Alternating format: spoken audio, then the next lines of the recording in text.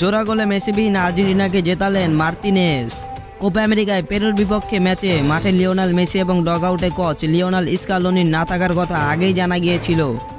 Messi চোটের কারণে এবং স্কালোনি ছিলেন না নিষেধাজ্ঞায় পড়ে, কিন্তু নিয়মিত অধিনায়ক ও কোচকে ছাড়া সহজ জয় পেয়েছে আর্জেন্টিনা।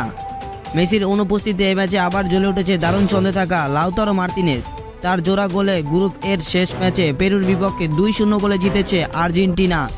এই জয়ে 3 ম্যাচে 9 পয়েন্ট নিয়ে গ্রুপ চ্যাম্পিয়ন হয়ে কোয়ার্টার ফাইনালে উঠেছে আর্জেন্টিনা। দিনের অন্য ম্যাচে চিলিকে রুখে দিয়ে এই গ্রুপ থেকে আর্জেন্টিনার সঙ্গী হয়েছে কানাডা। গোলশূন্য ড্র হয়েছে ওই ম্যাচে।